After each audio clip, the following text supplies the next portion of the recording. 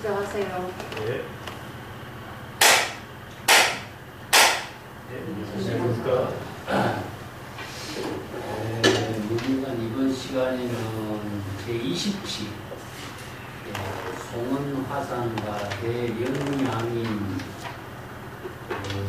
송원화상은 뒤에 간단하게 소개했습니다만 송대 임재종 양기파의 선생님, 송대 임재종이 이제 여러 가지 선생들의 그 가풍에 따라서 이렇게 황룡파, 양기파 이렇게 황룡 해남 선사 가풍을 이으면은 황룡파가 되고 양기방해 선사의 가풍을 이으면은 양기파가 되고 송대 선생들의 가풍을 이은 것에 따라서 이제 5가 7종이라든가 이렇게 가풍을 따라서 이렇게 양기파라든가 황룡파라든가 이렇게 나옵니다. 182쪽에 나오죠, 그죠? 송원 숭악선사인데, 임재종 양기파의 이람 한글 선사에 이제 법을 개성한 선생이다. 전등록을 이어서 이제 선생들의 정기와 선문답, 법문을 이제 기록한 자료가 속전등록이 있고, 대면 고성전 이런 데에 이제 정기를 수록하고 있습니다. 대종고선사를 참문하고 영언사, 항주의 유명한 영언사가 이제 임재종 계통의 선원으로 전해되는데 거기에서 주지도 있었고 의록도 전하고 있습니다. 여기에 지금 무문관을 편찬한 무문회계선사와는 동시대 인물인데 송원화상이 71살에 입적했는데 무문화상은 그때 20살이었어요. 그러니까 무문화상이 수행자로서 이렇게 참문하러 다닐 적에 송원화상은 선지적의 역할을 했던 그런 인물이죠. 동시대 인물이죠. 그래서 이제 송원화상에 대한 의록은 송계 선생들의 대표적으로 남계 선생들의 법문을 가지고 설법하고 독자적인 안목을 제시하고 있는 특징을 갖고 있지만은 여기에 무문회계선사가 이런 분들이 송원화상의 법문을 이렇게 한칙의 공안으로 제시한다라고 하는 것은 송대 선생들이 독자적인 안목으로 독자적인 방편 법문을 쓰라는 법문을 제시해서 이렇게 한칙 공안으로 수행자들에게 안목을 열어주는 법문을 소개하는 거거든요. 근데 특히 송원화상의 대표적인 법문이 무엇이냐면은 대영양인 삼전의 법문이 있습니다. 칠판에 미리 써놨는데 송원화상의 삼전어라고 하는 법문인데 대영양이라는 것은 큰 방편지혜의 능력을 부족한 사람, 대영양인을 다른 말로 바꾼다면 대장부죠. 대장부입니다. 그래서 정법의 안목을 부족해서 독자적인 방편 지혜를 펼칠 수 있고 또 시절 이전에 수연성 방편 부분을 통해서 수행자들을 지도하고 방편 지혜를 통해서 많은 사람들에게 안목을 열어줄 수 있는 능력을 갖춘 사람. 그래서 이제 큰 능력을 갖추었다면 어떤 능력이냐면 지혜와 자기, 이게 지혜와 방편 지혜를 통해서 중생들을 구제할 수 있는 능력, 그런 의미로서 대영양인이라고 이렇게 붙인 것인데, 임재로에서 이야기한다면 무의도인, 무의신인, 아니면 선성의 입장에서는 대장부, 이렇게 독자적인 안목을 부족해서 독자적인 방편 지혜로 자기 시절 이전에 다른 본문사의 일을 창조적인 일을 실행할 수 있는 능력을 갖춘 사람, 그런 의미죠. 근데 여기서 이제 대영양인이라고 하는 한도인, 우예인, 무사인 이런 사람에 대해서 많은 독자적을 방편 본문을 제시했지만 송원화상이 제시하고 있는 대영양인의 능력을 부족하는 수행자가 되도록 하는 법문으로 삼전을 이야기해요. 삼전을. 이 삼전을 다른 말로 한다면 삼부의 법문입니다. 송원화상의 평생 수행자들을 지도하고 있는 방평 법문으로서 절이라고 하는 것은 중생심을 불신으로 바꾸는 겁니다. 깨달음으로 전향할 수 있는 법문, 그런 의미죠. 이거 이제 삼구설법이라고 했는데 후대에는 이제 삼전을 하고 삼구 법문을 이렇게 삼전을 하고 이렇게 칭하고 있습니다. 먼저 여기에는 27개는 본칙에서는 송원화상의 대영량인 삼전의 법문 가운데 두 가지 법문만 제시했어요. 이 두 개의 법문만을 여기에 본칙이 제시했는데 고해만록이라고 하는 이제 자료에 보면은 송원화상의 삼전의 법문으로서 그 세 가지 법문을 전하고 있습니다. 먼저 간단하게 삼전의 법문을 이야기하고 이 내용을 구체적으로 볼게요. 여기 이제 대각이라는 것은 다리를 풀라는 뜻이죠. 왜 수행성이 대영량인, 그래서 지혜와 자비를 구족해서 독자적인 안목을 갖추고 시절의 인연에 따라서 중생을 구제할 수 있는 능력을 갖춘 사람이 왜 다리를 풀고 가고자 한 자세를 풀고 이런 뜻이죠. 가고자 하는 자세를 풀고 일어나서 중생을 구제하기도 하고 독자적인 평화 역할을 해야 되는데 다리를 풀고서 자리에서 일어나지 않는가, 이걸 이제 문제를 제시하고 있죠. 이게 이제 첫 번째 문제입니다. 이게 이제 수행생들에게 이런 법문을 제시해갖고 수행생들에게 안목을 점검하는 거죠. 그래서 송원선사의 안목을 수행생들의 안목을 점검하는 의미로서 이런 문제를 제시하고 있는 거죠. 여기도 그 문제를 제시하고 있어요. 두 번째는 입을 열어서 말을 하는 것은 혀의 설득, 혀의 작용이 아니다, 이런 뜻이죠.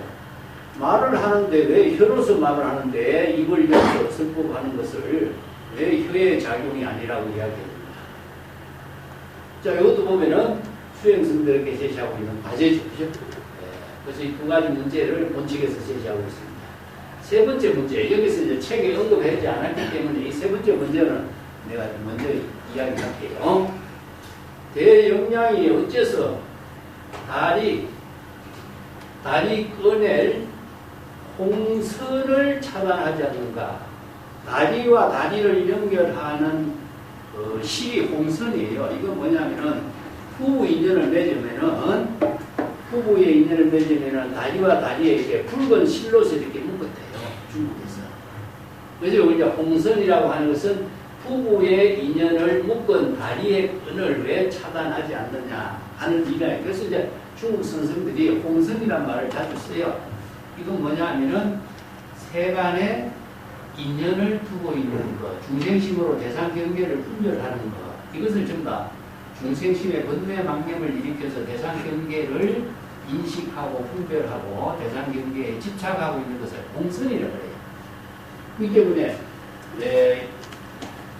시편답에 보면은 사롱이라고 한 말이 있어요. 이 참 어려운 말인데,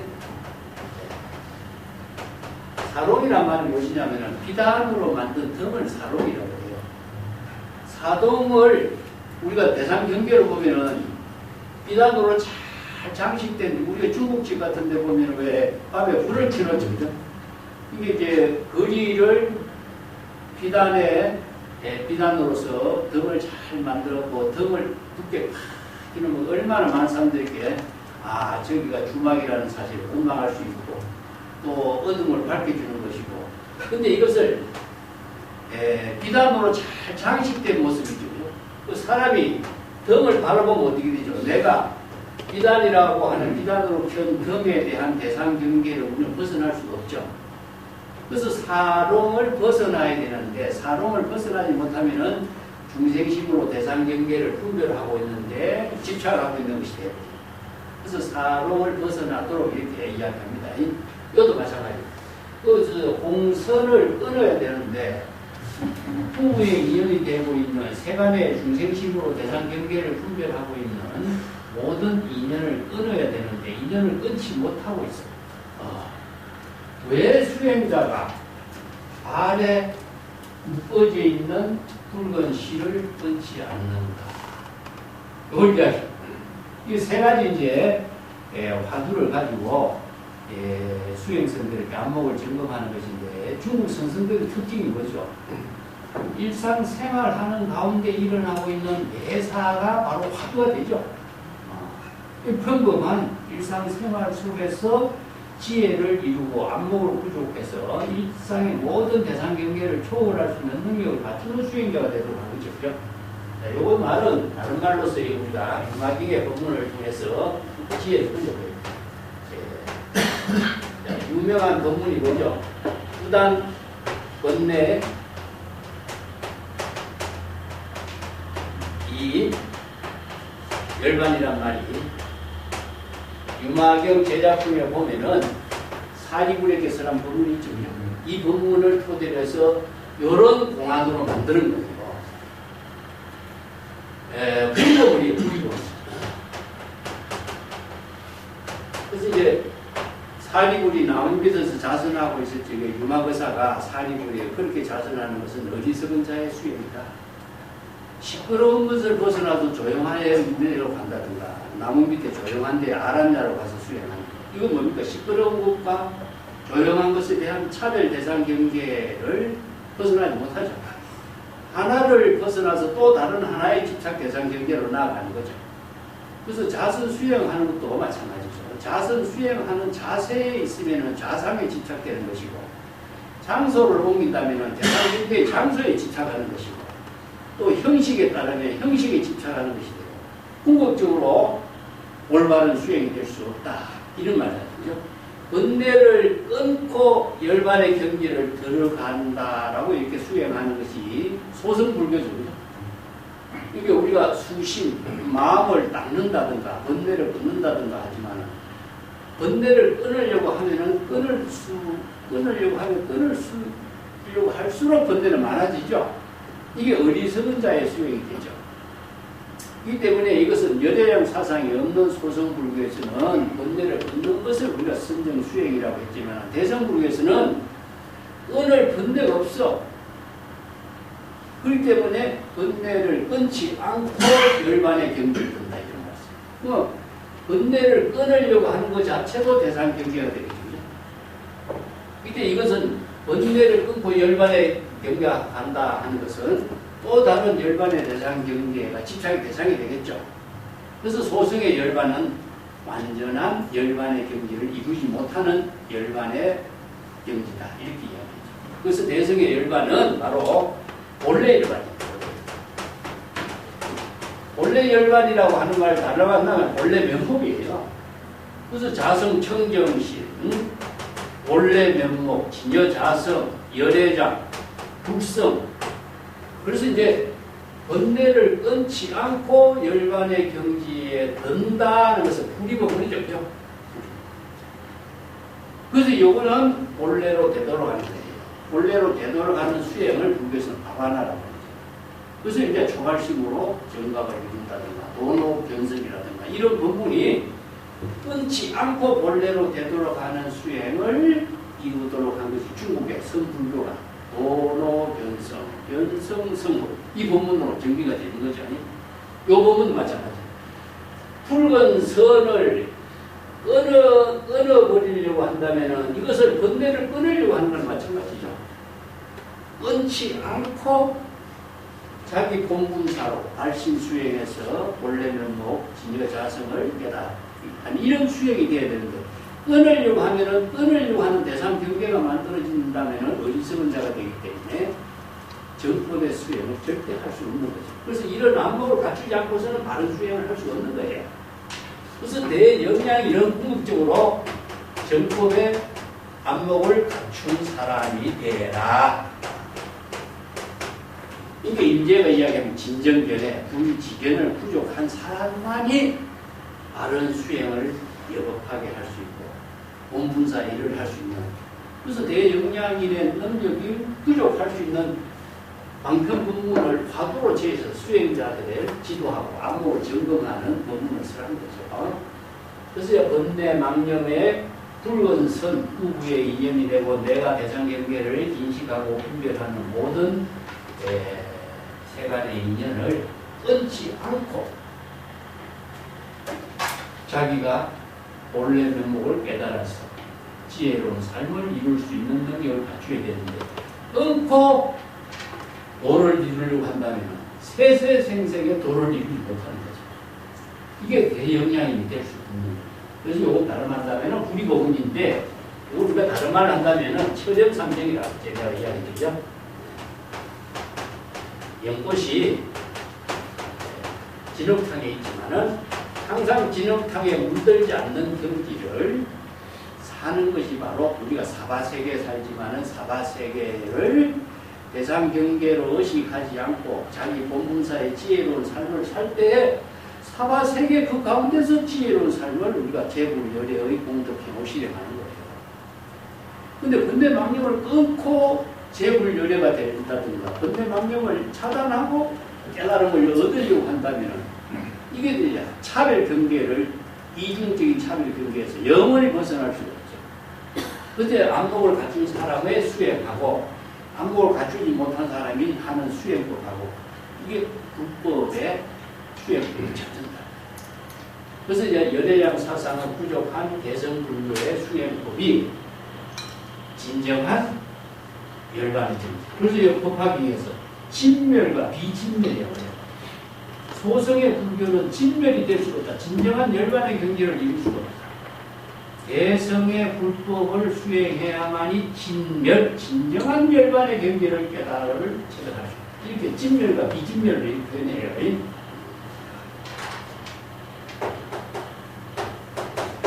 진멸은 대성의 열반이고 비진멸은 소성의 열반. 이렇게 표현해요.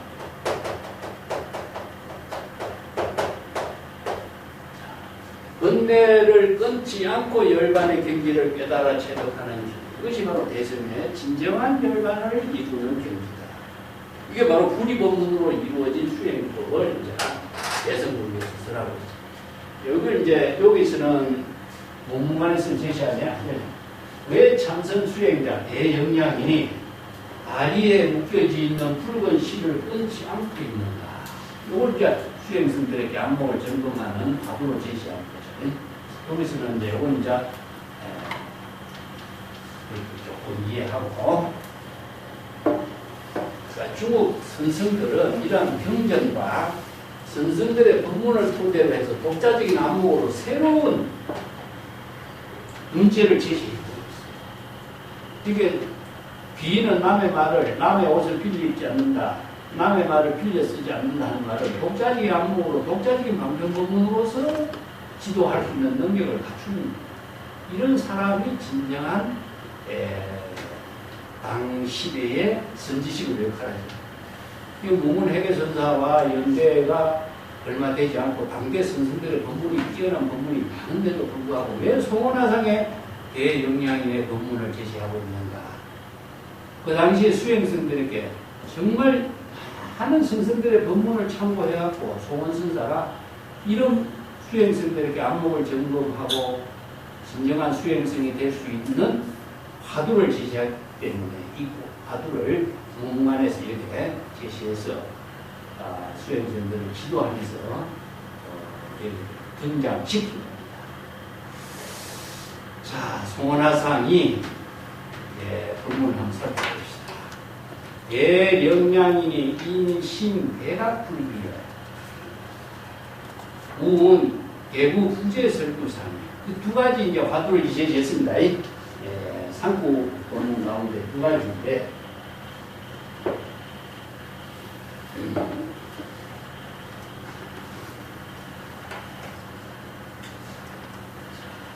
먼저 이 문제를 봅시다. 대각이라는 것은 우리가 보통 수행성들이 가부좌한 자세로 앉아서 참선 수행하는 자세로 이런 의미도 두고 있어요. 그렇지만은 다리를 풀고 이렇게 반대로 돌아다니면서 이런 의미를 두고 있어요. 그래서 여기서는 이제 가부좌한 자세를 풀고서 자리에서 일어나지 않는가. 이것은 이제 대라고 하는 것은 풀다는 뜻이고 이건 다리죠. 가부좌한 자세의 다리를 풀고서 왜 자리에서 일어나지 않는가. 오늘 다른 말 한다면은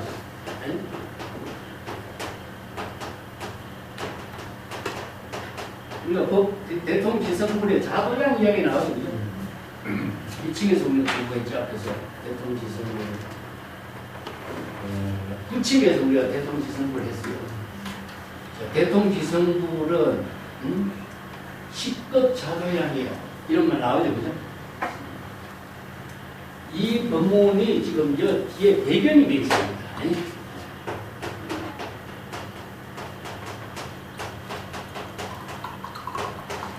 대통지성불은 10급의 자도량이에요.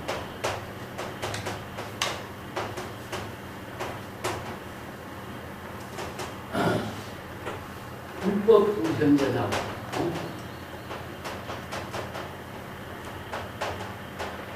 부덕승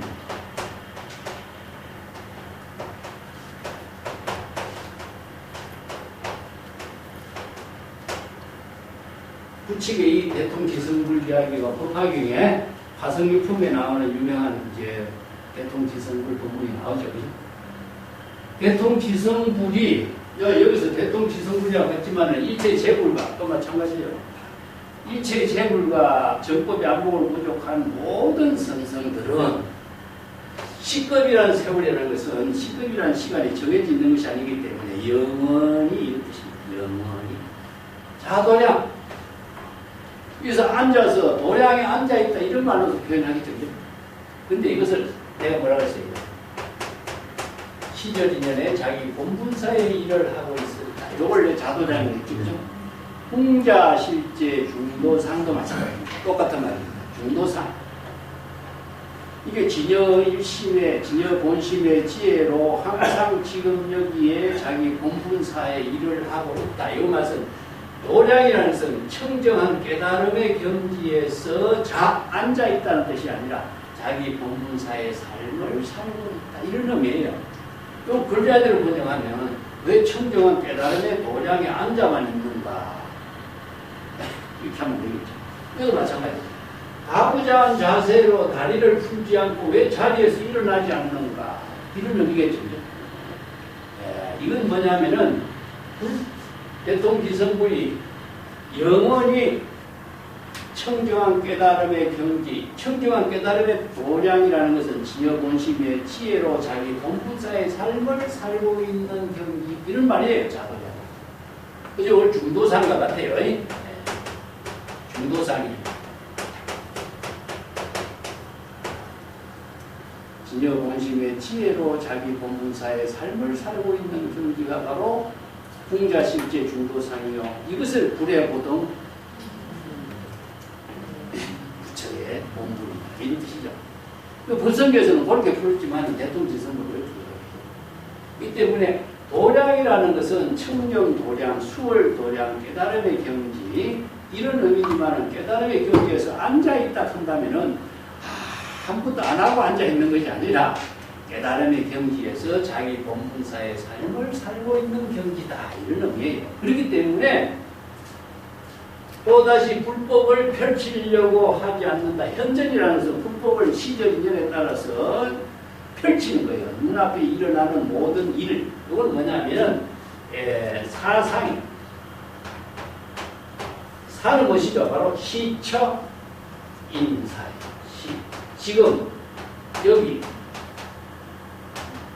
이 자기 이것은 뭐예요? 수요일 시절 인연에 따라서 일어나고 있는 자기 본분사의 일을 펼치는데 이걸 불법으로 펼치지 않아.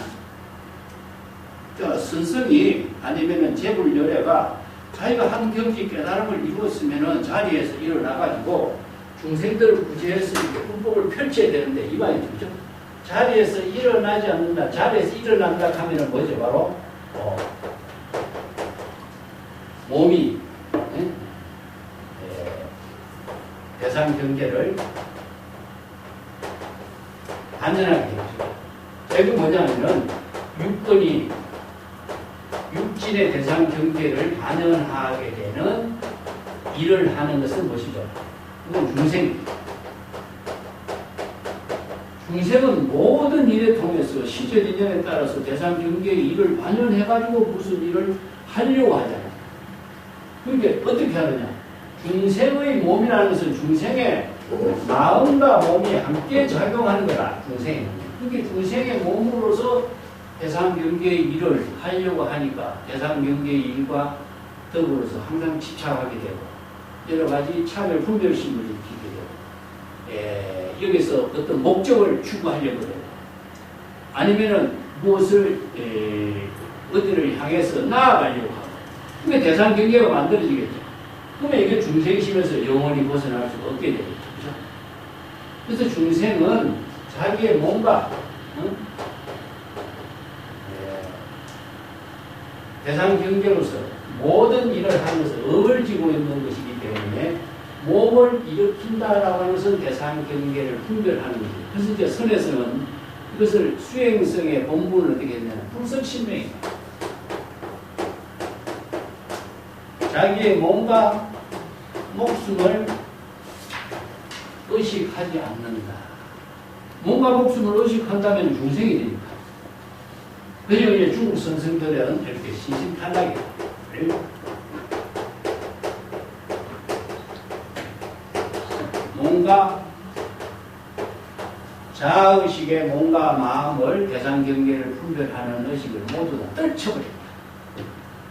그래서 이번망국하는 말은 뭐냐? 바로 도를 진여심의 지혜를 이루는 삶을 실천할 때는 이번망국이다.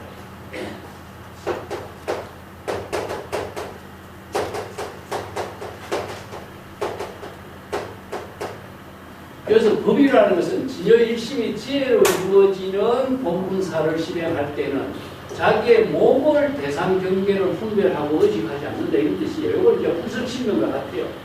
이걸 분석신명이란 말이 윤마경이라든가 대성경전에서 쓰라고 있는데 이것을 성이라고 하는 한자는 악기라는 뜻이에요. 글자대로 번역하면 악기라는 뜻인데 지금 의식하지 않는다는 말 번역을 해요. 몸과 목숨을 의식하지 않아야 지금 여기 몸과 마음에 대한 의식이 다 떨쳐져 없어져야 탈락이 되어야 이번망국 진여일심의 지혜로 지금 여기 자기 본분사의 일을 실행할 수가 있다. 이런 뜻입니다. 그 세 가지 구절을 같이 이야기합니다. 불석신명하고 신신탈락하고 이번망국 이게 이제 수행성들이나 수행자가 해야 할 본분사를 자의식으로 대상 경계를 어떤 몸으로서 어떤 것을 추구한다든가 목적을 이룬다든가 어디에 나아가려든가 한다. 깨달음을 이루려고 한다든가 이것을 보면 모든 것이 목적을 대상으로 추구하는 마음이 없어야 되는 것을 이렇게 표현해요. 그렇기 때문에 왜 다리를 풀고 일어나지 않는가? 이 목적이 없어요. 대상 경계가 없는 거예요. 내가 뭘 하겠다라고 하는 대상 경계의 의식이 없는 거죠. 자, 요거들은 같이 왜 다리를 풀고 일어나지 않는가? 불석신명이고 신신탈락인 것이고 이번망국이기 때문에 대상 경계를 분별하는 중생심의 망념이 다 없어진 경지다. 이런 뜻이에요. 이 때문에 대통지성들은 불법을 시절 인연에 따라서 자기 자신이 펼치려고 하는 일을 하지도 않는 거예요. 왜? 그리고 불도를 이루려고도 하지 않아. 자, 이거 뭡니까? 바로 목적, 지향이라고 하는 것이 없어요. 중생을 구조하려고 하는 마음 작용도 없고 중생을 대상으로 두지도 않아. 불도를 이루려고 하는 목적 지향도 없어. 왜? 지금 여기 자기 본분사 일을 하고 있는 것이 다 불법이기 때문에. 지금 여기 자기 본분사 일을 하는 것 자체가 바로 불법을 현정하는 것입니다. 그렇기 때문에 대영양인은 지금 여기 자기 본분사의 모든 일이 바로 대상 경계를 다 초월하고 목적을 다 초월하고 이법망국 불석신명으로 신신탈락의 경계에서 지금 여기 자기 본분사의 일을 하고 있을 뿐인 것입니다. 이게 대통지성불의 법문하고 여기에 송원하상의 대영양인의 본문하고 내용이 같죠. 그죠? 그래서 이런 본문들을 종합해가지고 독자적인 방편의 본문으로서 새롭게 설하고 있습니다. 근데 이게 중국 선생들이 또 요 대통지성부의 본문을 가지고 또 어떻게 다르게 설법하는가 또 보겠습니다.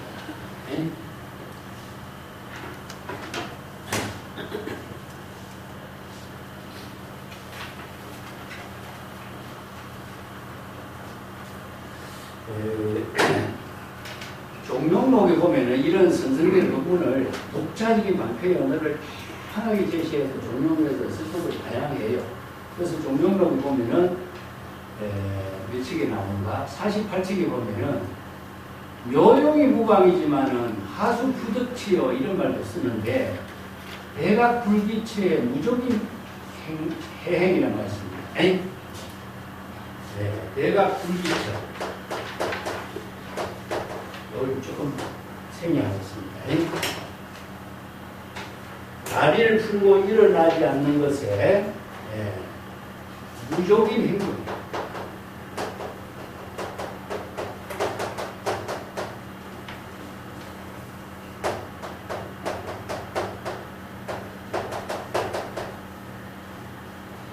이렇게 본문을 해요. 종명록에 이런 본문을 쓰라고 있습니다. 자, 다리를 풀고 일어나지 않는 곳에 무조기인이 해행할 수 있다. 이 말은 대비란 말이죠. 다리를 풀고 일어나지 않는 그 당처에서 무조기인이 행주자와 어묵동정의 분분사의 일을 자유자재하게 실행할 수 있는 능력을 갖고 있다. 또 이제 유명한 무수, 같은 말로 무수인 행건이라는 말이 있습니다. 손이 없는 사람이 주먹을 막 휘두른다 이렇게 표현해요. 자, 여기에서 이제 무족인, 무수인 이런 말을 쓰는 것은 중국 사람들이 독자적인 만들어낸 하나의 그 부분이죠. 나중에 무설인이란 말이 나와요. 무설인. 무설인 해거란 말 나오죠. 그죠? 요건 조금 더 하겠습니다. 요거는 이게 무족인, 무수인 이런 말을 쓰는데 이 무수인이란 말은 뭐냐? 낳고 이제 용화선사가 제자가 어떤 질문을 합니다. 수행성이 하루에 24시간, 12시간, 옛날에는 12시라고 했는데 12시간 동안 어떻게 수행을 해야 됩니까? 이런 질문을 하니까 무수인 행거라. 손이 없는 사람이 주먹을 휘두를 수 있는 것과 같이 수행을 해야 된다. 이렇게 법문을 해요. 똑같죠, 그죠? 다리를 풀고 일어나지 않는 곳은 다리가 없는 사람이 마음대로 끌어다니는 것과 같다. 끌어다닐 수 있는 능력을 갖춘 것 같다. 이런 말이죠. 여기서 이제 무족인 무수인이라고 하는 것은 무엇이냐 하면은 중생심의 이런 뜻입니다. 중생심으로 대상 경계를 분별하는 몸과 마음을 사용하지 않는 사람 이런 뜻이죠. 그 때문에 이런 중국인들이 만들어낸 무설인이라든가 무수인이라든가 뭐 무사인이라든가 이런 말을 쓰는 것은 전부 다 중생심에 근내 망념, 무심인, 무사인,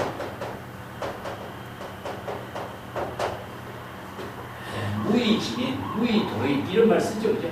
이것은 중생심의 근내 망념이었고 중생심으로서 조작이 없고 대상 경계를 분별해서 무엇을 하려고 하는 의식이 없는 사람. 이게 다른 말 한다면은 진여 본심의 지혜를 갖고 있는 본래인. 본래인을 이렇게 무족이라고 하고 무수이라고 하고 무심인, 무사인 이렇게 표현해요. 그렇기 때문에 진여 본심의 지혜를 부족한 본래인이 행할 수 있다. 행이라고 하는 것은요, 우리가 인간이 모든 것이 아인지 상태를 행이라고 해요. 뭐냐면은 신심이 일여로서 지혜롭게 작용하는 것을 전부 다 행위라. 그래서 열애는 뭡니까? 바로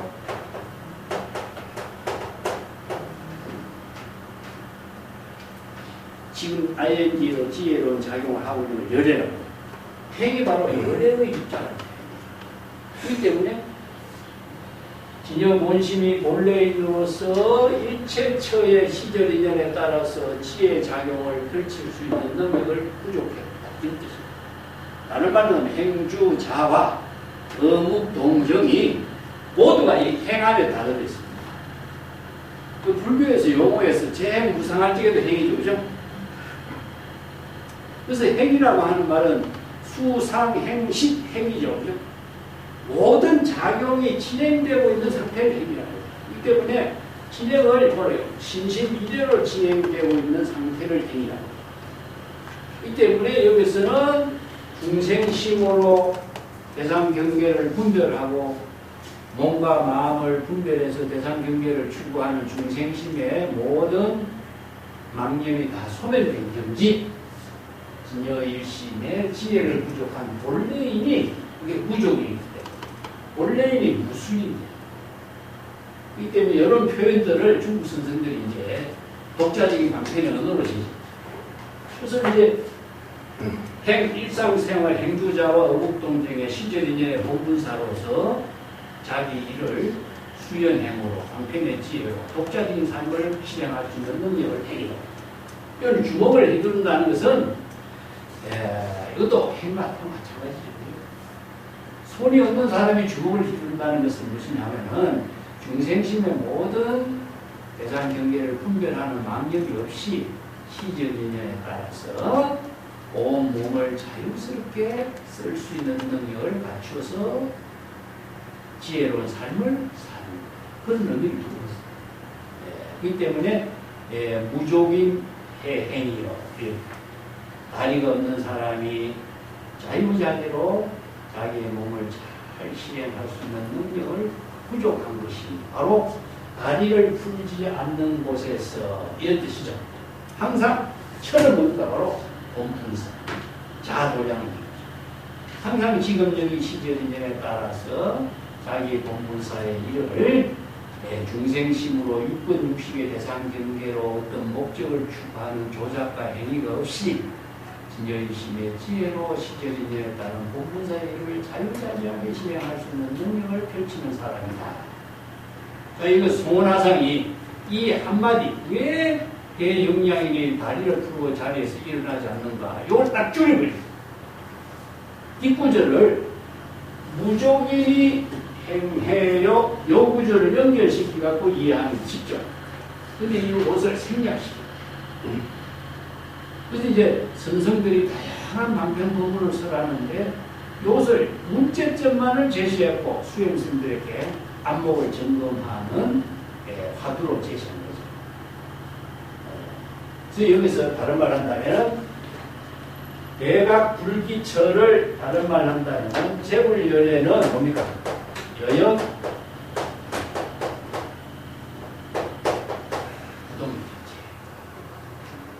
중생은 뭡니까?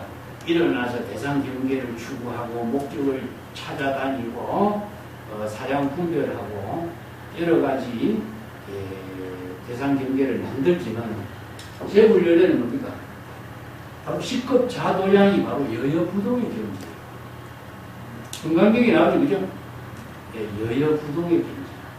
원래 그 진여일심의 지혜로 이런 뜻이기 때문에 중생심의 덤내 망념의 작용, 불생불멸의 경지야. 불생불멸처를 여여부동이라고 그러죠, 그죠? 요걸 이제 대각불기라 이렇게 표현을 중국 선성들의 방편 본문을 이렇게 다시 재정리한 거죠.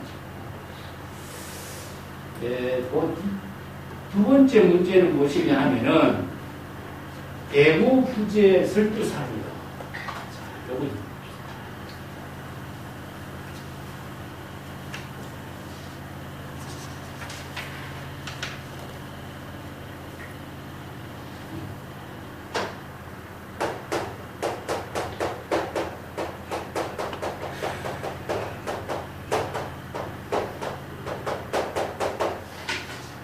개구라 입을 열다는데 지금 자유설법을 해요. 방편 법문을 설한다든가 설법을 하는 것을 개구라고 하는데 입을 열어서 설법하는 것을 어떻게 하느냐? 혀에 있는 것이 아니다. 설법을 하지만 설법은 혀로 하는 것이 아니다. 모든 말을 하는 것은 다 설법을 말로 혀로 하지만 왜 선성들은 설법을 말로 하는 것이 아니다. 이렇게 이야기했습니다. 계모부덕시에 무슨 해요? 이렇게.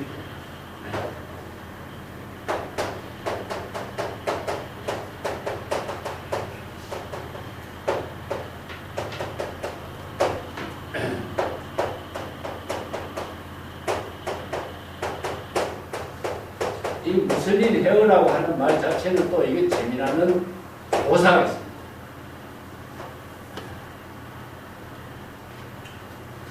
이게 개고부제는 설두상인데 이걸 이제 중국 선생들의 종용록에서 이렇게 보면 입을 열어서 설법할 때 입을 열어서 설법하지 않는 것은 무엇이냐? 무슬린 헤어예요.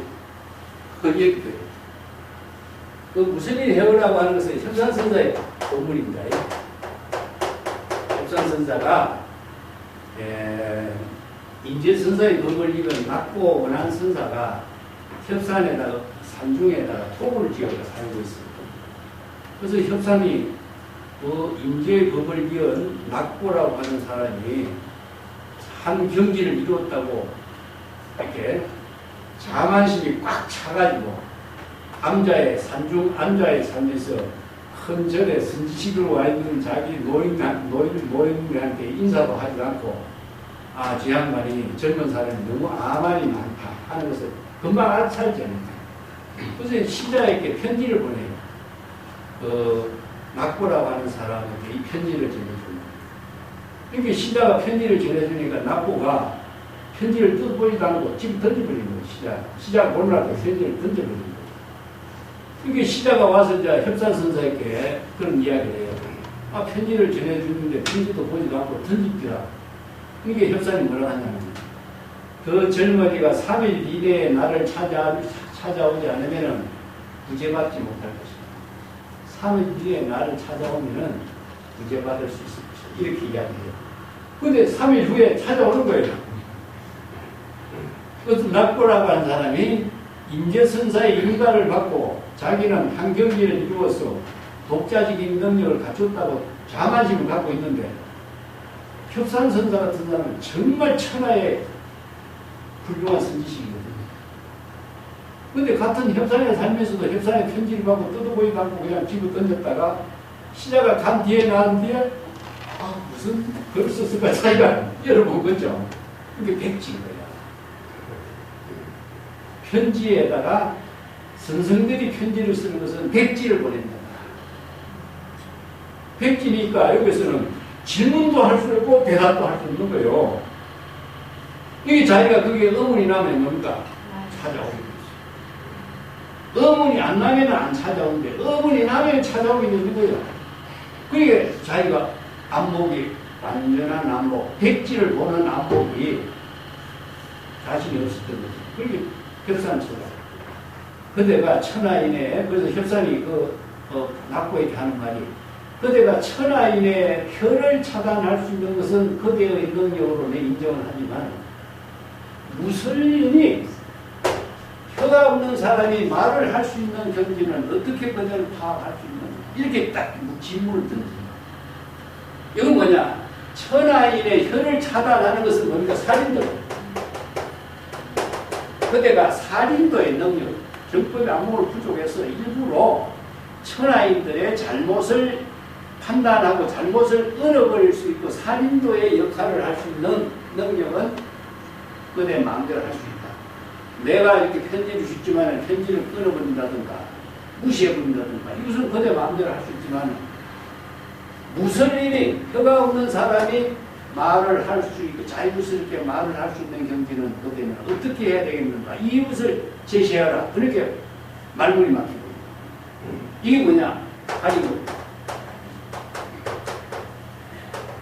그대는 살인도만 부족했지 활인급을 갖추지 못했다. 그러니까 입을 여는 것은 육신의 몸으로서 입을 열어서 설법하는 것은 설법이 아니다. 이것은 중생이 대상 경계를 통해서 말하는 것이지 설법입니다. 혀가 없는 사람이 말을 할 수 있는 것이 진정한 설법 이런 것입니다. 자, 이 본문은 어디에 근거를 두고 있느냐면 건강명의 본문을 두고 있습니다. 설법은 무법 같습니다. 이 건강명이 이 본문을 모르면 이 내용을 할 수가 없습니다. 설법은 무법 같습니다. 무법이라고 하는 말을 모르면은 이 뜻을 파악할 수 없어요. 무법은 다른 말 한다면은 사냐의 근본 당체는 일체의 모든 것이 공이요. 원래 무일물입니다. 원래 무일물의 경지입니다. 무일물의 경지에서 무일물의 경지에서 무진장의 방편의 본문을 설할 수가 있어야 된다. 이런 뜻입니다. 또 다른 말 한다면 무일물 중 무진장이죠. 다른 말 한다면 진여 중생심을 말하고 진여 본심으로 지혜로 방편 본문을 설법해야 된다. 이 뜻이죠. 지금 무슨 일이 뭡니까? 중생심의 모든 대상 경계가 소멸하고 중생심의 혀가 없어지고 진여 본심의 지혜로 설할 수 있는 능력을 갖추는 이런 뜻입니다. 그런데 방편 본문을 설하는 것이 중생심으로 설법하는 방편 본문이 아니에요. 이게 무설이니 설법을 할 수가 있습니다. 자, 여기서 이제 유마경에서 무설무시라고 대상 경계를 사람에게 설법하는 것이 아니라 무시. 그래서 무설무시를 다른 말을 한다면 49년 동안 일자 복습입니다. 한 글자도 설하지 않았어요. 여시설법을 바로 무설무시라고. 자기의 말로서 설법하는 것도 아니고 자기의 생각으로서 자신의 본문을 남에게 제시하는 것. 이 때문에 세존이 49년 동안 설법했지만 자기의 주장을 설한 것이 한마디도 없고 자기의 사상을 제시한 것도 하나도 없었어요. 그렇기 때문에 무법과서는 뭡니까? 자의식과 중생심과 대상 경계 누구를 위해서 목적을 위해서 중생을 구제하기 위해서 이런 의식이 전혀 없어. 자기 본분사예요. 일로서 방편 본문을 설했을 뿐이다. 그래서 대통지성불이 불법을 펼치려고 하지 않고 불도를 이루려고 하지 않아요. 지금 여기 시절이냐에 따른 자기 본분사의 지혜로운 삶의 불법을 펼치는 수연성이 되고 불도를 이루는 일이 되고 그 자체가 바로 무설인이 설법할 수 있는 이게 이런 선성들, 경전의 본문, 선성들의 본문을 전부 다 종합해갖고 딱 상부의 본문으로 딱 자기가 이 본문을 다 제시해버리는 거죠. 이게 얼마나 압축해서 핵심을 바르게 제시해서 선성들의 안목을 바른 지혜로 깨달아 체득할 수 있는 본문을 정리했는가. 이게 본문이 길어서 중요한 것이 아니라 본문의 핵심을 어느 만큼 잘 정리해서 제시할 수 있는 능력을 이게 송원선사의 3전입니다. 우리가 설법을 금강경에서 많이 하고 많이 했지만은 이 설법을 아무리 그냥 말한다고 해서 설법이 됩니다. 그리고 이걸 향상문과 향화문이라고 해요. 살인도를 향상문. 향암. 그래서 삼국오리 하와중생이라고 하는 불교의 모든 사상체계를 중국 선생들은 구체적인 일상생활의 언어로서 선생들의 본문으로 이걸 다 정리하는 거죠. 그래서 이 두 가지 본문을 가지고 삼구 본문을 3전을 제시했는데 이 문문만에서는 두 개의 본문만을 가지고 설법을 하고 있습니다. 무법가설이라고 하는 법문은 도노연문에 하택 신의 선사의 법문을 가지고 이렇게 잘 해설을 한 법문이 있는데, 공적체 중에 항아사의 모형이 공적체상이에요. 공적이라는 것은 바로 반야의 근본을 말하거든요.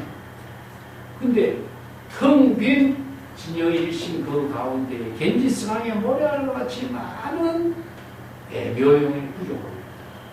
이걸 다른 말 한다면 무일물 중에 무신장이 공부를. 이게 바로 무법가설입니다. 무법가설, 무일물 중에 무진자한 방편 본문을 설할 수 있는 것을 설법이라고 합니다. 이런 뜻입니다. 자의식의 중심심으로 설법하는 건 설법이 아니다. 이 때문에 사람의 말에 의한 설법은 설법이 아니고, 제불열애가 진여일심의 지혜로 방편 본문을 설해서 일체 중생이 바로 제불열애의 지혜를 깨달아 체득할 수 있는 법을 제시하는 짓을, 이런 의미죠. 이 때문에 여기에 무설린 해설, 혀가 없는 사람이 설법할 수 있는 점들을 어떻게 알고 있는가. 그러니까 여기에 낙고가 협산선사 이 한마디 부분에 완전히 무릎을 꿇고 큰 절을 얻은 제자가 돼요. 그게 인재의 법을 띄었다고 하지만 협산의 안목에서 볼 적에는 부족한 거죠. 그러니까 사람이 그렇게 성장해요. 그러니까 낙고라고 하는 훌륭한 선지식이 성장하기까지 그런 과정에 선지식의 안목을 통해서 자기가 성장이 이루어진 거죠. 그런 본문들이 전부 이렇게 모아져서 이런 본문들이 만들어진 것이라고 보면 됩니다. 이걸 우리가 다른 말 한다면 동산양계선사가 무심합도의 배송을 쓰라고 있는 정리가 됩니다. 무심은 시도라고 말 쓰시죠. 도무심 같은 인무심 합도. 이 유명한 기술. 도라고 하는 것은 사람에게 합치려고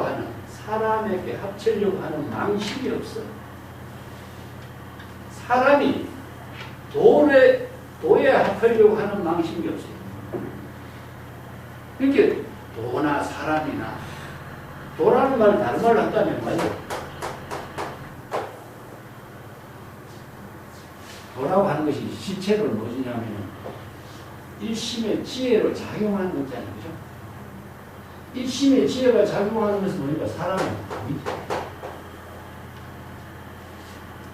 그러니까 무심의 경지가 되려면 계산 경제가 없어요. 지금 여기 자기 본분사에 이로써 이루어져야 된다 하는 말이, 이걸 저는 유명한 오상어.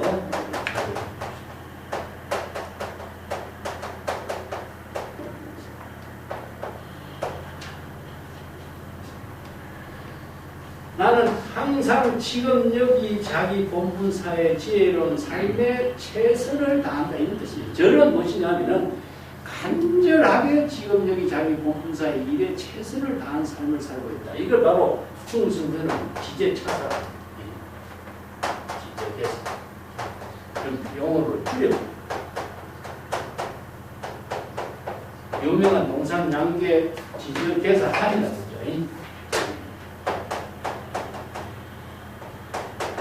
단지 지금 여기 자기 본분사의 일을 하는 노인의 뿐이다. 이게 대통령 지정군이 식급자도양 개송이라고 하는 말을 이 한 구절에다 딱 연결시켜. 이 한 구절, 동산양계의 법문, 동산양계의 스승, 웅남선사의 법문, 한 구절로서, 일부로서 모든 법문들을 다 이렇게 기결시키는 거죠. 이런 능력을 이제 선생님, 중국인들은 언어에 희한한 이런 마술사 같은 그런 사람들이에요. 자, 그 본칙을 통해서 무문해결선사의 안목을 한번 또 같이 공부해 봅시다. 무문할 송은 가리, 경량 도복입니다. 지시 흠인 성당입니다. 종묘 직하 성당이라도 정호 내 무문처에 기통공하라 하고요. 니해오 요 십진검이면 하기입니다. 이 무문회계선사가 송원화상의 이 대영량이라고 하는 이 상품 3전의 법문을 제시해놓고, 자, 송원화상은 정말 송원화상의 상품, 여기서 입구의 법문만 제시했는데, 송원화상의 법문은 정말 경량도복, 경장도복입니다. 경장도복. 여기 저 장은 무엇이에요? 창자죠, 그죠? 그러면 복은 무엇이냐면은 배. 이게 창자하고 배를 합치면 오장육부죠. 다르면은 뭡니까? 뱃속에 있는 것, 모든 것. 이게 자신이, 이게 오장육부라고 하는 이게 그 대상 경계를 제시한 것이 아니라 마음을. 오장육부를, 우리가, 조개가 입을 벌리면은 오장육부를 다 드러낸다 했죠. 오장육부를 드러내는 것 자체를 조개는 오장육부라고 표현했지만 여기서는 그것을 비유로 마음처럼. 이제 송원화상이 자기 본분사 진여일심의 지혜로 제시하고 있는 본분사의 묘용을 하나도 남김없이 송두리째 다 드러냈다. 이런 의미죠. 오장육부라는 말로 빌려서 한 것을 하나도 감추지 않고 본분사의 지혜를 진여일심의 지혜로 작용하는 묘용을 그대로 다 드러냈다. 이것을 창자를 뒤집어서 기울여서 뒤집어서 다 드러냈다. 이런 말은 무엇이냐면 중생심의 마음을 완전히 다 뒤집어서 진여일심의 지혜를, 법심의 지혜를 완전히 다 제시해서 슬픈 그런 놈이죠, 그죠?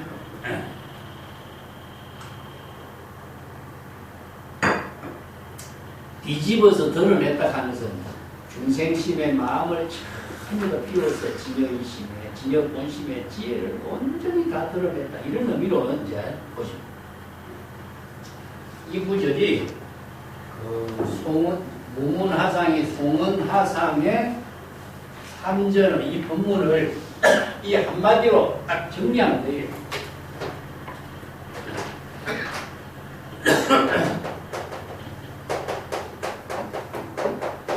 중생심의 마음을 불심으로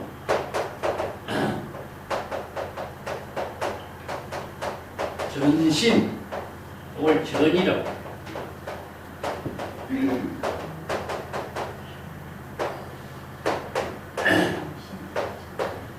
중생심 오장육부를 완전히 뒤집어서 불심의 지혜로서 완전히 전향하도록 했다. 그런 의미죠.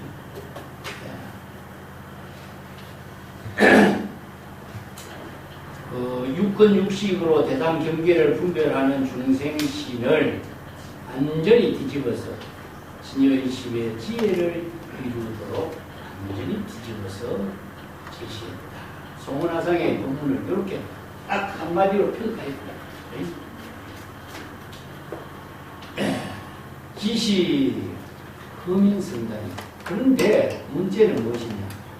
송원화상이 이런 법문을 성당은 그대로 받아들이다 이런 말을 성당이라고 해요.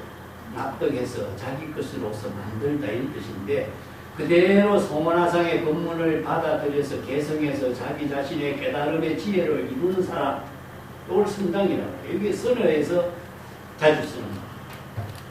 그런 사람이 참 없다는 것이 안타깝다.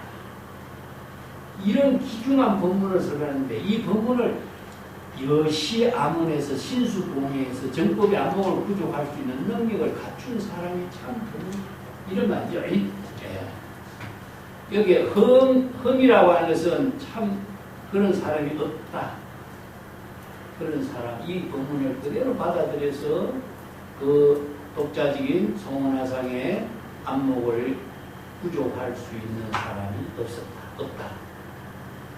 근데 곧 이구절 종욕 설사 직화성당 그대로 송원화상의 법문을 받아들여서 독자적인 지혜와 안목을 부족한다고 할지라도 직화성당 곧바로 송원화상의 법문을 그대로 받아들여서 자신의 안목을 갖춘 사람이 있다고 할지라도 정홀에 무문처 기통봉하라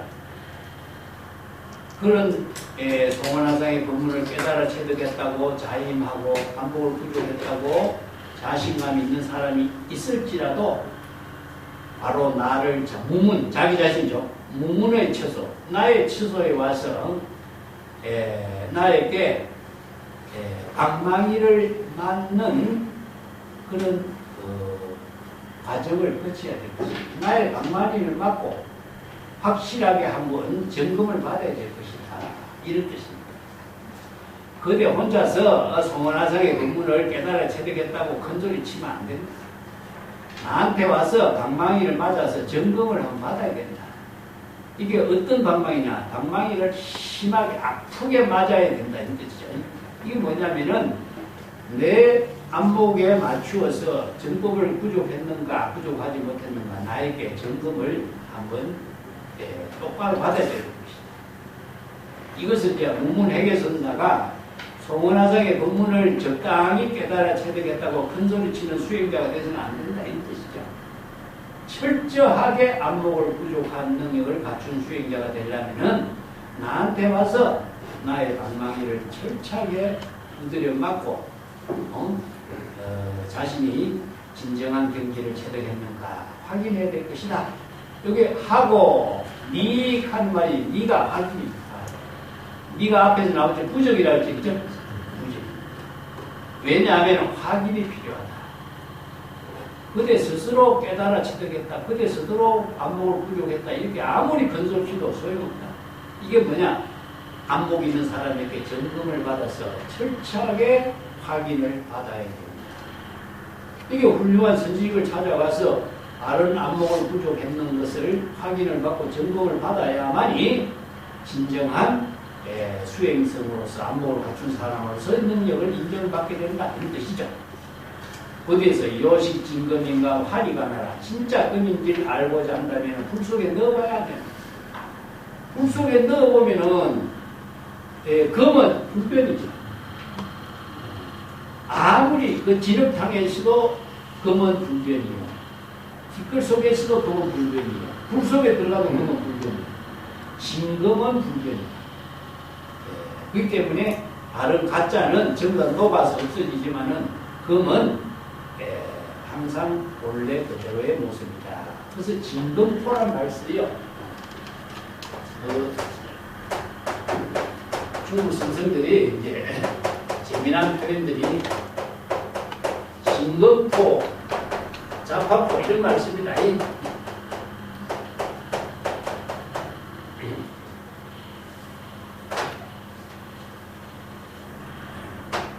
자파점을 어떻게 쓰나? 백화점에 있을 때. 그래, 백화점 이거가. 네. 그 자파포. 이게 쓰나? 이게 어디에 쓰느냐면은, 앙산 해적선사하고, 법문에 이 말이 나오는데, 석두의 불법은 진검포요, 이런 말 나옵니다. 석두선사. 마조의 법문은 자파포예요. 이게 평가해요. 그래서 마조 문화에는 수행자들이 많이 모이는데 뭐 사냥꾼부터 시작해서 온갖 사람들이 다 모여있는 것을 이렇게 잡상인들 다 모여서 있는 단체다 이렇게 표현하고 석두계통의 문화에서는 약산 유엄순사라든가 전부 다 순수한 정법의 안목을 부족한 순수한 선생들만 모였다 해서 진검포라고 이렇게 표현해요. 근데 앙산이 이것을 뒤집어 버려. 자, 자파점에는 진검도 팔고 자파도 팔지만은 진검 파는 데는 자파의 물건이 없기 때문에 너무 부족하지 않느냐. 이게 뒤집어 버려요. 방편 법문을 쓰려면은 진검도 팔고 온갖 물건을 다 팔아야 되는데 이 황금 하나 팔아가지고 어떻게 진정한 방편을 자유자재하게 다양하게 쓸 수 있겠는가. 이렇게 유명한, 이게 선생들에게 귀재라고 해요. 귀재. 이걸 기치라고 그러는데, 상대방의 지혜를 뒤집어서 또 다른 차원의 세계를 제시하고 있는 이런 능력을 갖고 있는 게 중국인들이 갖고 있는 기지라고 해요. 그래서 선성들이 갖고 있는 선법문에 성기의 지혜에다가 기지의 법문을 보태가지고 쓰라고 있는 것이 이런 법문입니다.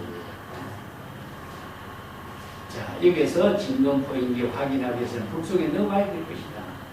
내가 그 불로서 진검인지 확인할 수 있는 능력을 나는 갖춘 사람이니까 나한테 와서 점검을 받아야 된다. 이런 의미죠. 그래서 이제 선지식을 찾아가서 점검을 받아서 진정한 안목을 갖춘 수행자로서 인가를 받는 이런 과정이 중국 선교육에서 중요한 행각 수행으로서 의미를 갖고 있습니다. 자, 개성으로 보겠습니다.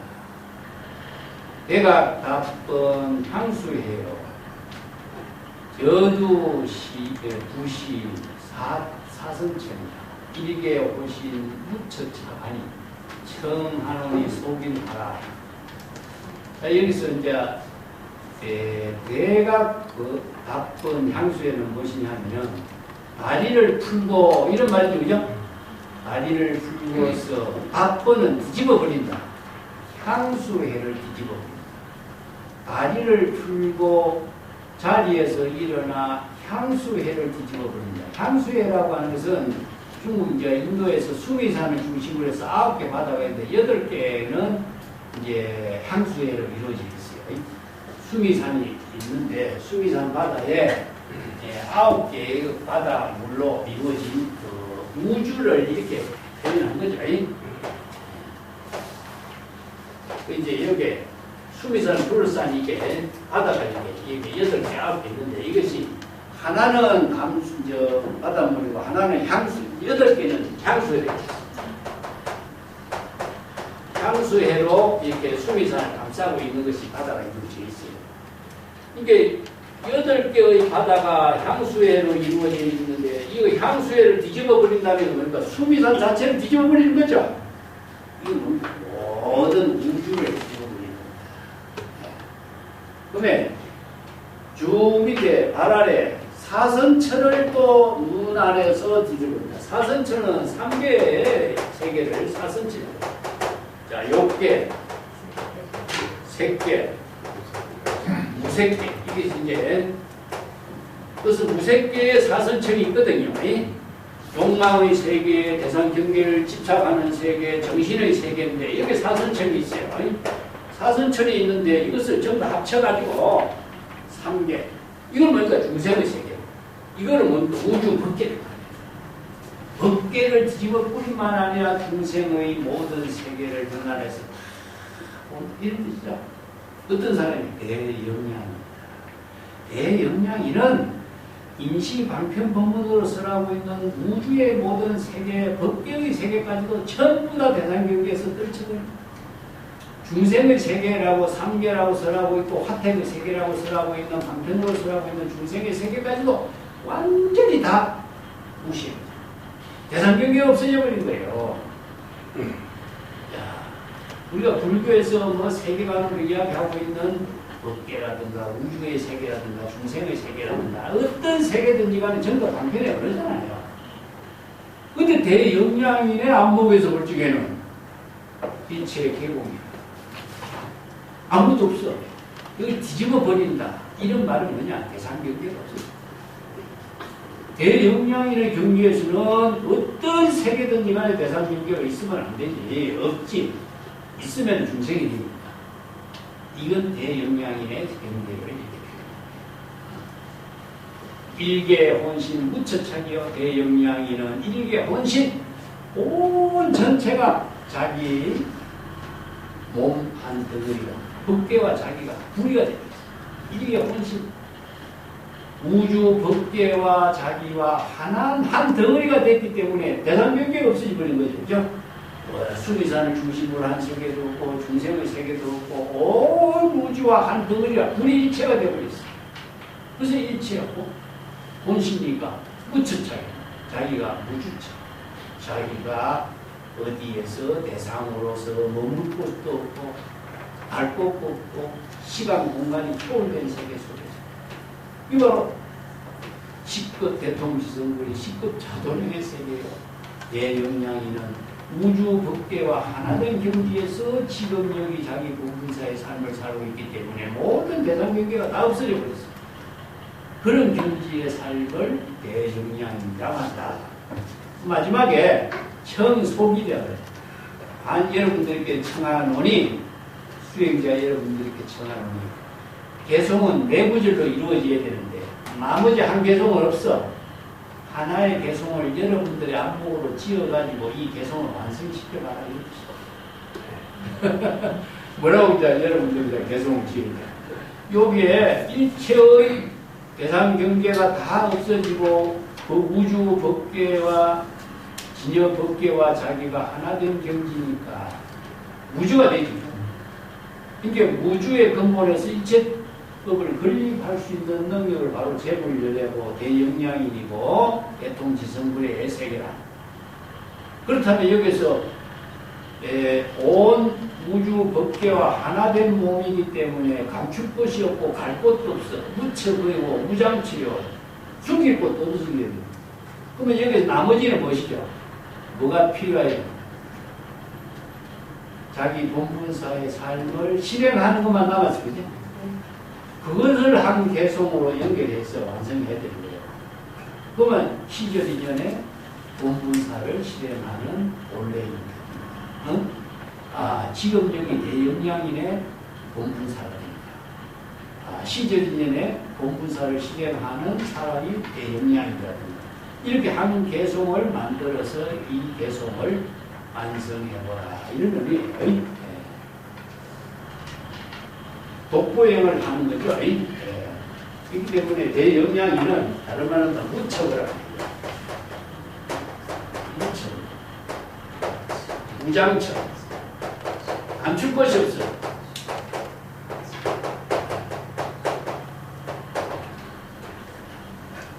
이것은 동로신이다. 동로신. 온전히 드러났어요. 그래서 이제 법하기 위해서 이것을 로지되고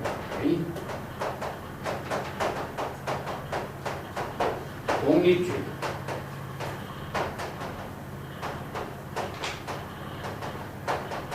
아니면 이것을 이제 독보에 이렇게 쓰죠. 무척을 하든가 무장처라는 것은 무주처를 말해요. 무주처. 주처가 없어. 이 주처가 없는 것을 바로 이제 중도라고 해요. 내가 물속에서 이쪽 언덕 저쪽 언덕 강가에서 어디에도 머물지 않는 상태에 두죠. 그렇기 때문에 주처가 없는 거죠. 머물 것도 없고 주처가 없기 때문에 무주처가 되는 그 입장을 바로 중도라고 해요. 그렇기 때문에 중도상이라고 하는 것은 법계와 하나된 경지, 여기서 법계와 하나된 몸으로 표현했는데 중도의 입장을 표현해요.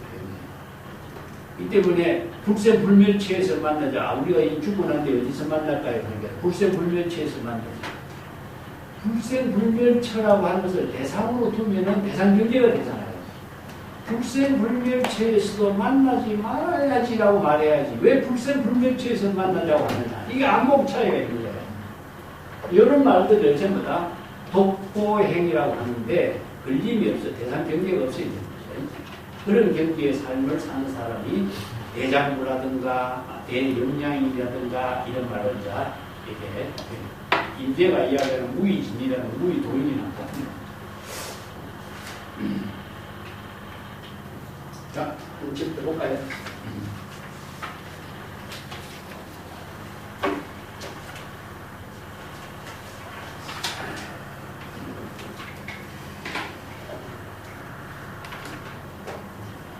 일시일치 그 문성사의 간식을 이제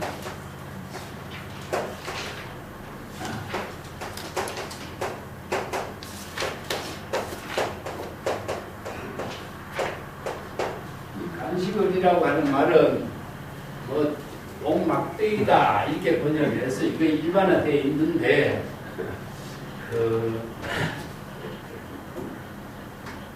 마른 똥 덩어리다 이런 말도 되고 하찮은 것이다 이런 의미도 되고 있습니다.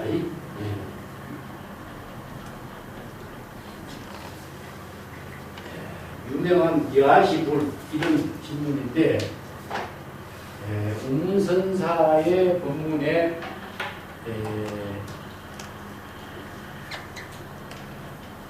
앞에서 운문선사 제자 가운데 동산수초선사에게 어떤 것이 부처입니까? 질문했을 적에 마상거리라고 했죠. 그죠? 그래서 이게 운문선사의 제자하고 운문선사는 여기에 간식을 이라고 하고 뒤에 장 여러분들 그 189쪽에 보시면은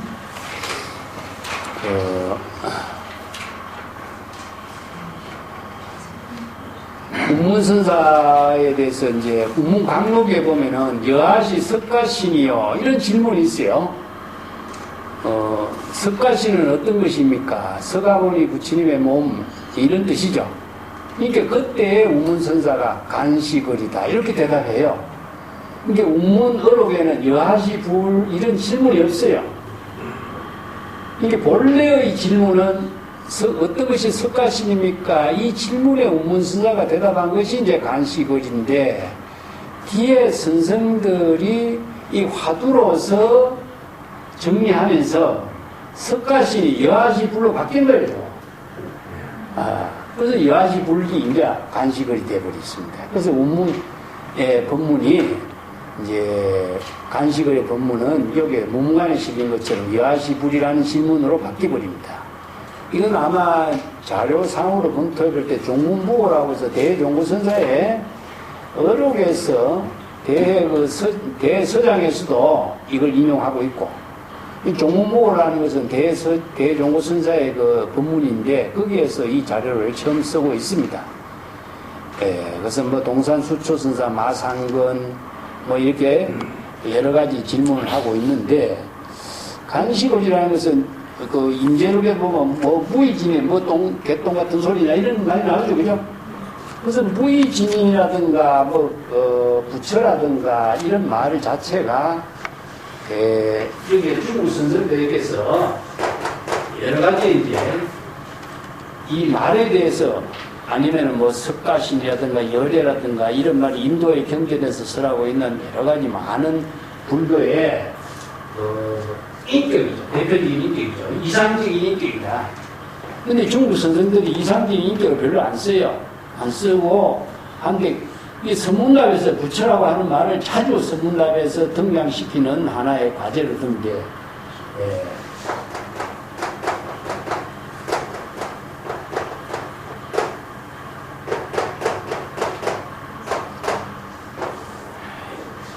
이거 뭐가 여기서 중생과 이것이다. 중생과 부처라고 하는 이 말에 대한 상대적인 관념을 가지고 이상적인 인격, 부처는 과연 어떤 존재일까? 부처란 과연 무엇일까? 내가 지난번에도 이야기했죠, 그죠? 자, 부처라고 하는 말을 가지고,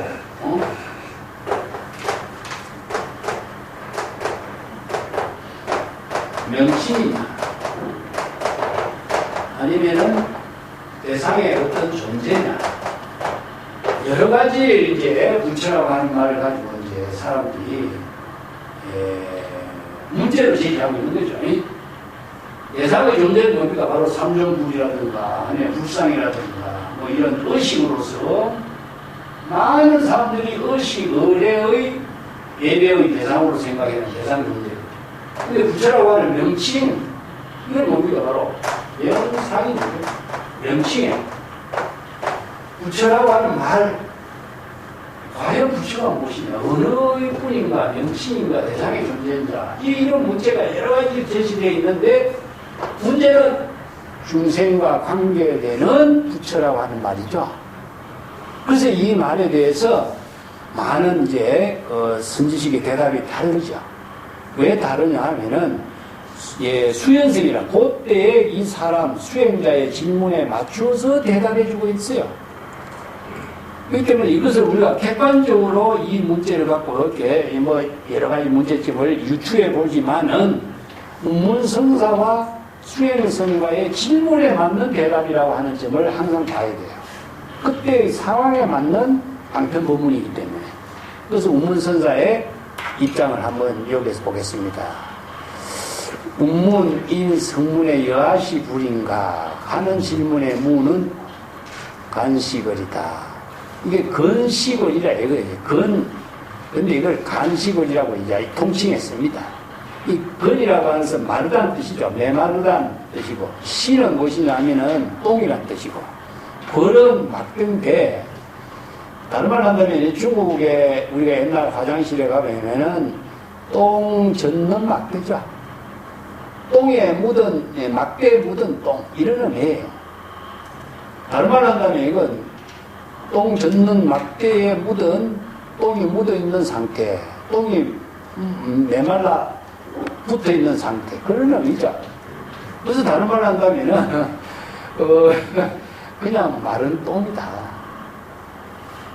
뭐 우리가 길거리 가다 보면 뭐 소똥, 말똥, 수없이 많은 똥이 있지만 그 햇빛이 지나서 뭐 마른 똥이니까.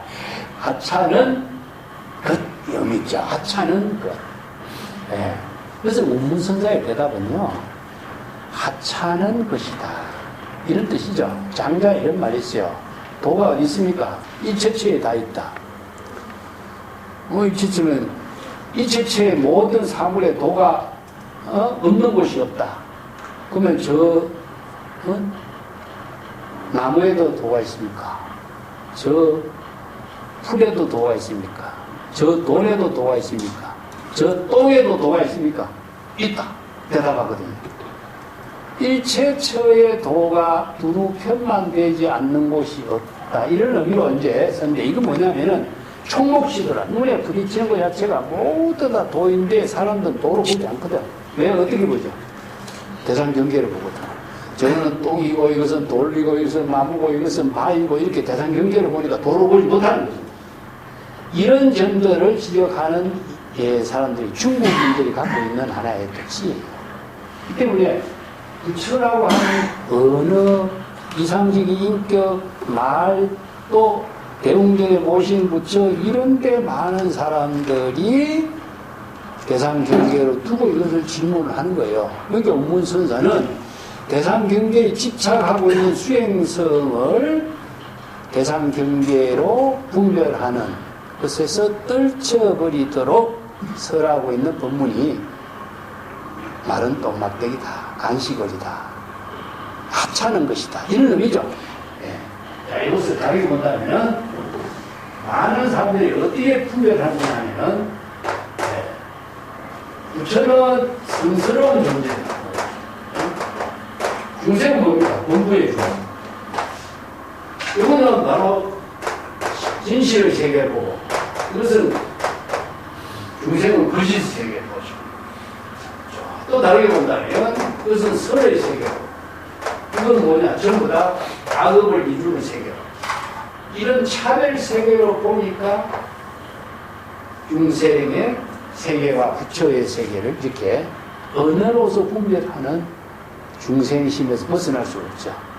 이 때문에 여기에서 이 두 가지의 모든 차별상을 모두 다 초월하도록 대상 경계로 차별하는 분별심을 떨쳐버리도록 제시한 법문이다. 이런 게 본문이 바로 운문선사의 간시거리다. 이런 의미로 우리가 이해를 하는 게 좋습니다. 왜냐하면은 문문의 해설을 통해서 우리가 한번 또 유추해 보겠습니다. 운문은 가히 가빈 남변 소식이요 사망 불급초소라 동변장 시골내하여 택문 주호하고 불법 흥세 가견이로다. 자, 무문선사의 평이 재미나요. 무문선사는 가히 너무 집안이 가난해서, 가빈이라고 하는 것은 너무 집안이 가난해서 이런 뜻이죠. 남변 소식이요. 이건 뭐냐면 너무 집안이 가난해서 채소 음식으로서도 식사를 제대로 하기가 어려웠다. 이런 의미죠. 가빈. 이 빈이라고 하는 말은요. 빈도 이런 말 쓰죠. 빈도 원래 빈이라고 하는 글자는 집안이 가난하다는 뜻인데 이건 무심의 경지입니다. 이게 원래 물무의 경지.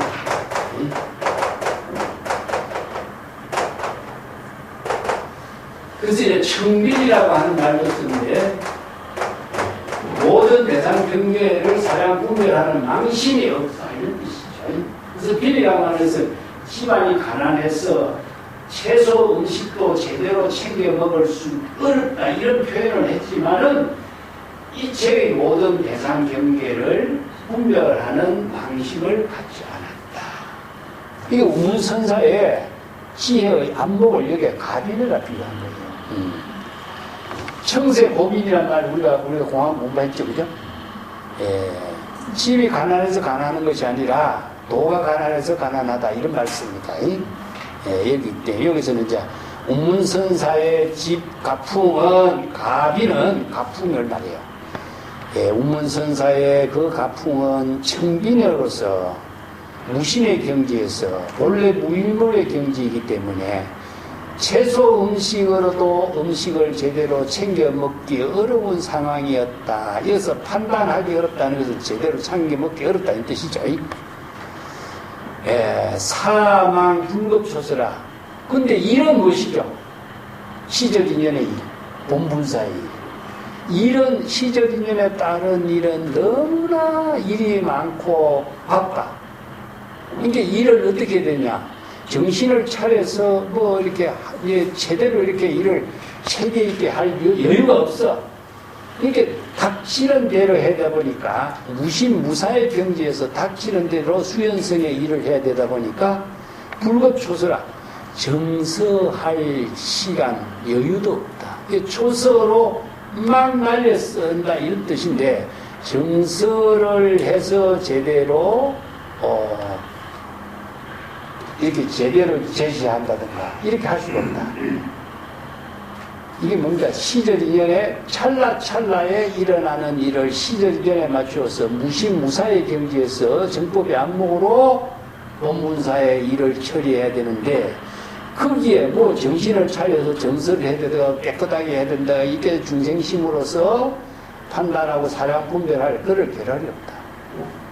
이게 무문은 무신무사의 경지에서 간식을이라고 하는 말을 수행자에게 즉시 사량 분별하지 않고 이런 방편법문을 설했다.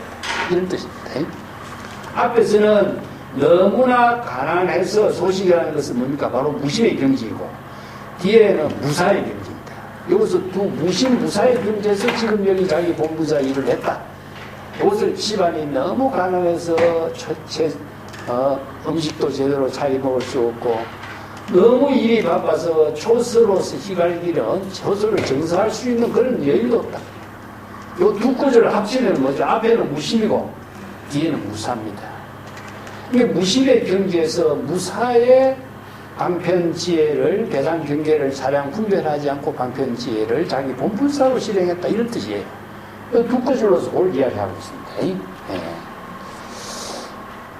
근데 이게 무문의 개송이 운문선사의 무신무사의 경지에서 즉시의 수행성들에게 간식을의 방편법문을 설한 것을 뒷구절에서 동변장식을 내하여 팽문 주호하고 불법 흥색하견이라. 여기서 동변 내 요 구절은요 글핏하면 뭐뭐 하다 이게 한자의 하나의 상투적인 성구예요. 글핏하면은 무문회계선사는 똥덩어리를 가지고서 이런 말입니다.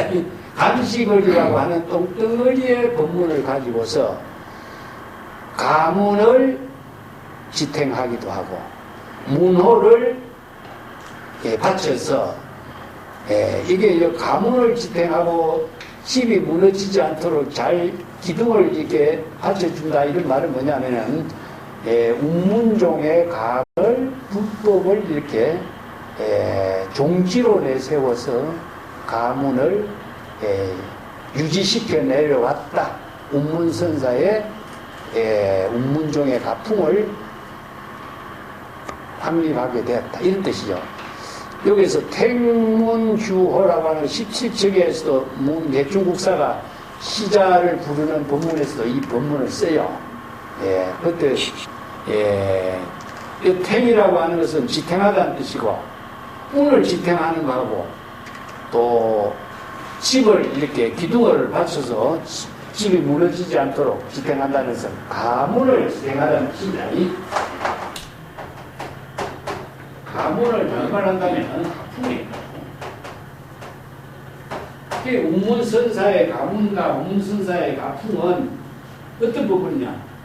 무심의 경지에서 사량 분별하지 않고 안식을이라는 단편 부분을 적시에 제시해서 운문종의 가풍과 가문을 제시해서 펼쳤다. 이런 의미죠. 그래서 운문종의 가풍과 가문, 운문선사의 법문이 불법의 흥세를 발견하라. 그 불법이 아주 운문종의 종지가 아주 널리 펼쳐지게 되고 흥세라는 것은 불법이 이제 번창되는 그 경지를 우리가 잘 볼 수가 있게 되었다. 이런 의미죠.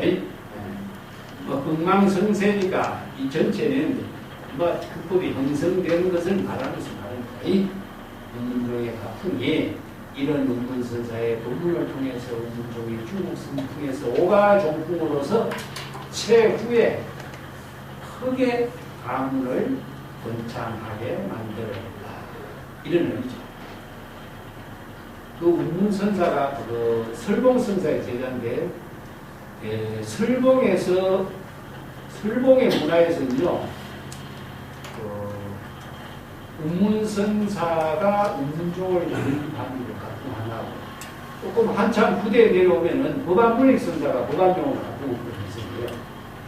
그런 이제 그 오가종풍이 그렇게 법안종이 맨 마지막에 이루어지지만은 설봉의 법문에 여러 가지 수행성들이 뛰어난 제자들이 많이 있지만 운문을 넘어가는 사람이 없습니다.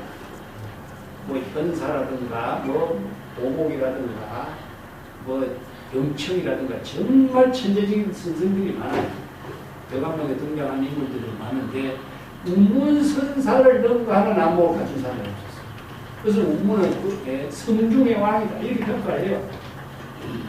그만큼 운문선사가 후대에 이제 설봉의 문화를 크게 번창시켜서 운문종을 형성했거든요. 근데 운문선사의 법문이 이렇게 뛰어나고 간단 명료하게 제시해서 알기 힘들었지만은 이런 법문을 통해서 운문종의 종지를 크게 가문을 크게 형성하게 했다. 그런 의미입니다. 자, 계속을 보겠습니다. 성정강하고 격석화하니 잡더간이요 이차가로. 여기에서 성에게 정광석화란 말을 이렇게 두 구조를 만든 거예요. 정광석화란 여기서 정광이 번개불처럼 번쩍이는 것이 성정광입니다. 석화, 격석화라는 것은 돌을 부딪혀서 불을 일으키는 것을 격석화. 이게 뭔가 찰나에 일어나는 거예요. 번개불이 찰나에 비치는 것이나 돌을 부딪혀서 불꽃이 찰나에 일어나는 것이나 이것은 순간 찰나에 이게 사량 분별할 여지가 없는 상태입니다. 또 뭘 표현하고 있느냐 하면은 운문선사의 설법은 무신무사의 경지에서 정강석화와 같습니다. 수행성의 신분에 맞추어서 중생심으로 사량 분별하지 않고 무법가설한 겁니다. 간식을. 왜? 중생심과 부처를 분별하는 그 수행승들에게 바르게 바로 중생과 부처의 모든 대상 경계를 다 떨쳐버리도록 설한 겁니다. 사량 분별하지 말고 차별 분별심을 일으키지 말고 전기불이 번쩍거리는 것처럼 정관석화와 같은 반복으로 정법을 바르게 제시한 방편법입니다. 이런 의미죠. 잡덕 아니면은 이 차가라. 여기서 잡덕함이라는 것은 눈을 깜빡거리다는 뜻입니다. 눈을 깜빡거리다는 것은 뭐죠? 의심이 좀 일어나죠. 자, 정말인가? 저 말이 거짓말이 아닌가? 이게 눈을 깜빡거리는 사이에 사량 분별심이 일어나는 것을 잡덕한다. 눈을 깜빡거리는 그 사이에 사량 분별심을 일으킨다면 이미 무문선사의 법문의 뜻과는 전혀 어긋나게 될 것이다. 차가 어긋나게 된다. 이게 의심적차. 이걸 다른 말로 한다면 공명적계 의심적차. 이제 이런 표현들로서 행동으로서 하는 것을 표현한 것이고,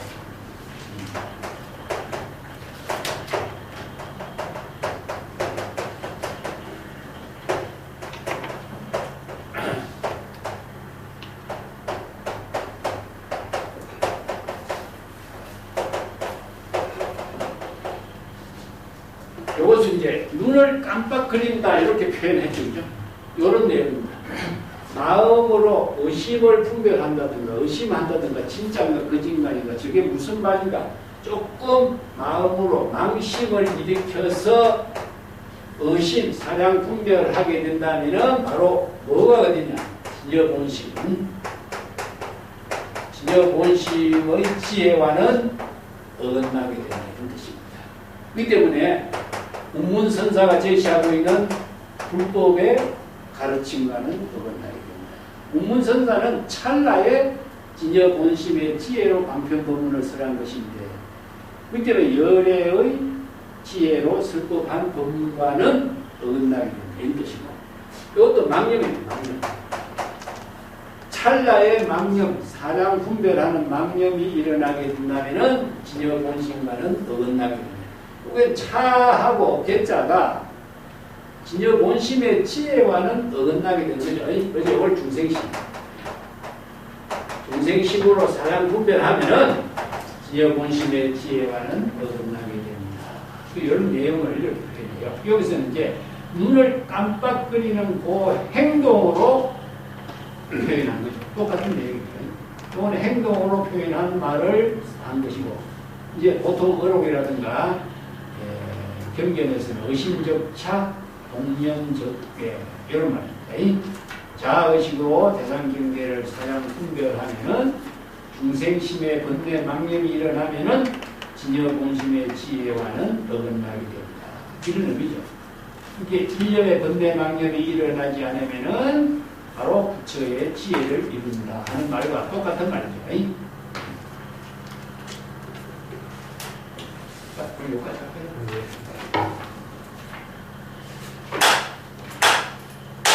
자,